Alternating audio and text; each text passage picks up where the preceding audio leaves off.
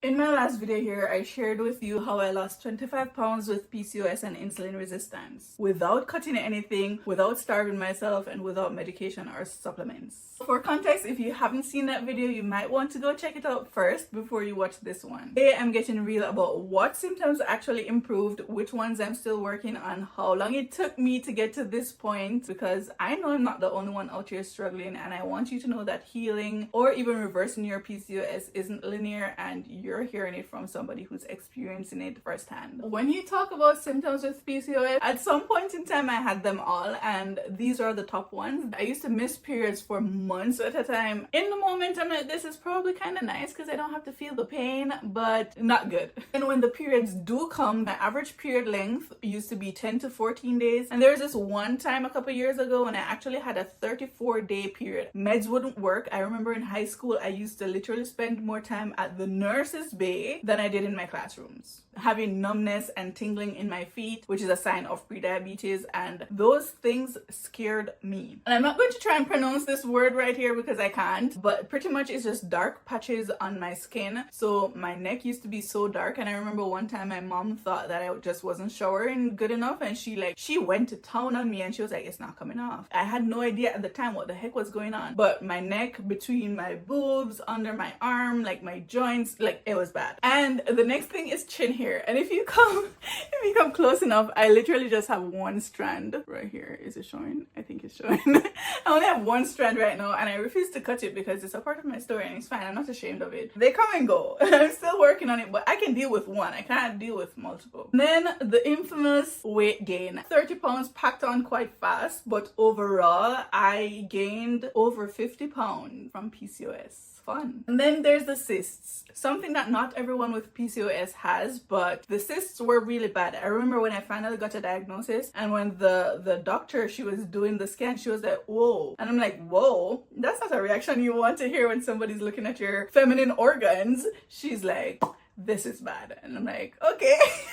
Way to ease in there. Like, the reaction she had seemed as though she has never seen something this bad, and that scared me. But apparently my left ovary was 4 times the size as it's supposed to be, or the average size, and my right ovary was 9 times the size that it's supposed to be, or the average size, and that was all because of the number of cysts. There was a fatigue that I couldn't understand. Like, I was always tired no matter how much I tried to sleep or like take multivitamins or supplements or whatever. I was always fatigued. The acne came. I didn't love that. Funny thing, I didn't even have acne as a teenager, so like, why? Then the mood changes, and I can't blame all of this on PCOS. It's like I got stuck in that teenage phase of moodiness and I never came out of it. It was also linked to a bunch of anxiety and depression. I don't have depression anymore, but I still struggle with anxiety, and that's no fun. This one sucked the most. What I was not prepared for was the pelvic pain outside of my period times. Like, I just literally sit down and I would feel pelvic pain, like my ovaries are screaming at me. Like,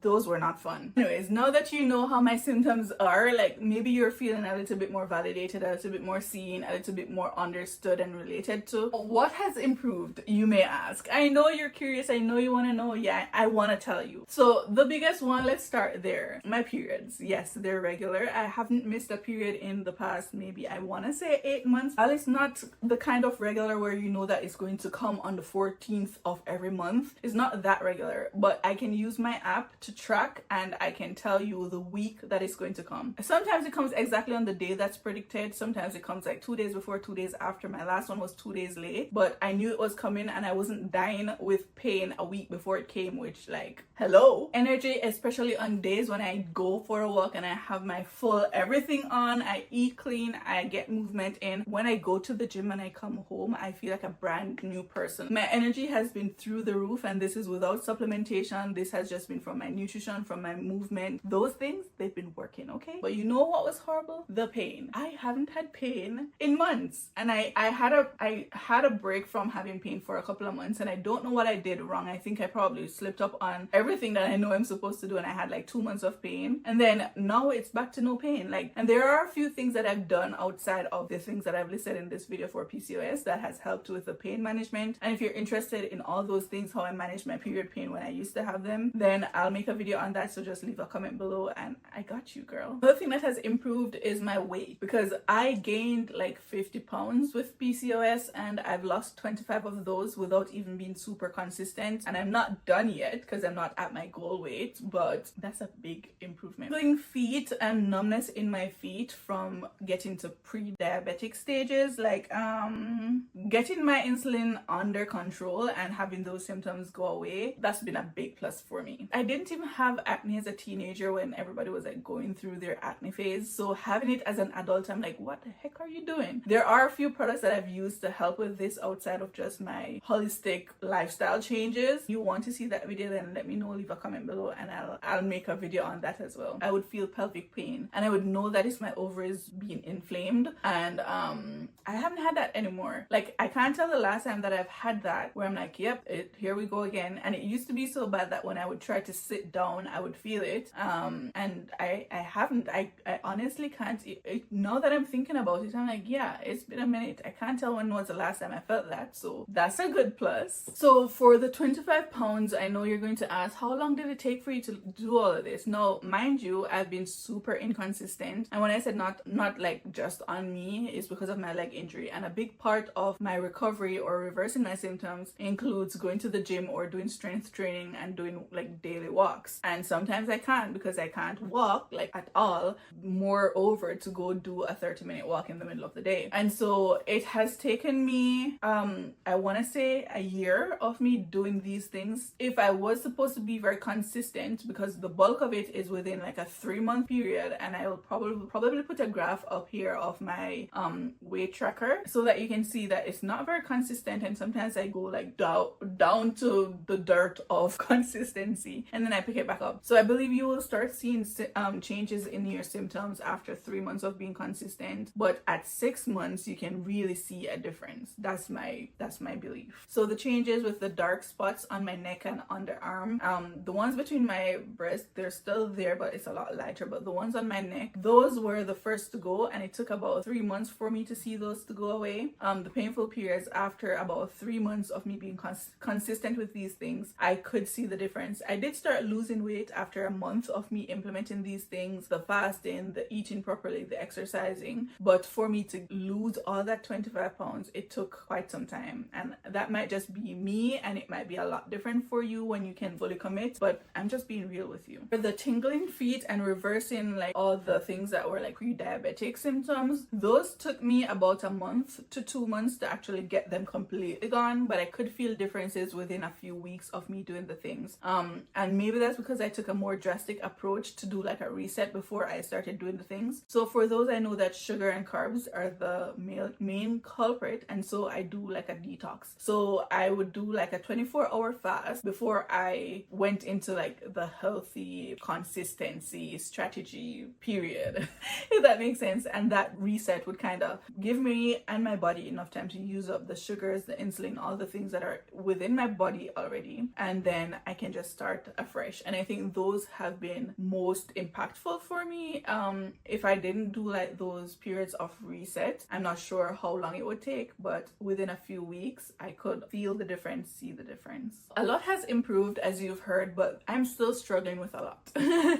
I'm still struggling with a lot because I'm human, and as I said, I'm not the most consistent, and I'm trying to do this in a holistic way. I'm not using any medication for anything or any medical support for any of it, and so it makes it a little bit harder. No shade to you if you are going the medical route, but it's just a personal preference, and I'm just sharing what's working and what's not working. So I'm still very much struggling with my stress levels. Life happens, things are happening, and I'm going through a phase of transition in my life now, and it's taking a little bit of adjusting, and so the stress levels I definitely need to get down, because I know that it's a key factor in inflammation and having my hormones all over the place, and so I'm working on that. Yeah, I've been struggling with this pretty much all my life. I don't have a great relationship with sleeping, and I'm working on it, but it's not a battle that I'm winning right now.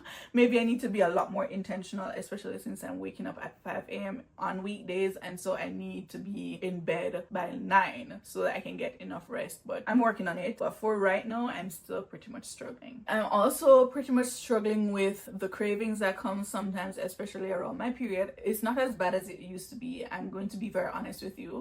And once I prioritize protein, fiber, and fats in my meals, I don't struggle as much with cravings. But I'm also struggling with movement, as I told you. It's not something that I can change. It's not something that's just based on consistency or motivation. I can't do anything about it. Not much anyways. And so that's another thing that I'm struggling with that I wish wasn't the case, but it's just the case. The other thing I wouldn't say I'm struggling with, but it's something that I'm thinking about including, but I haven't started yet, and it's like supplementing. So I'm thinking about, I do have it here, so I'm taking magnesium glycinate to help with my sleeping and just relaxing and getting my cortisol levels down. But I haven't been very consistent. I've taken it on times when I feel like I definitely need it, but I want to be taking it consistent for a couple of weeks, and I'll definitely come back and share my experiences with you guys. And after being consistent with the magnesium, I also want to take a try or test out inositol to see how that helps me with balancing my hormones and managing my symptoms and reversing some stuff. So whatever I try, whatever I include, I will definitely come back and report to you guys, so that if it helps me and you want to give it a try, you can definitely go ahead. Biggest one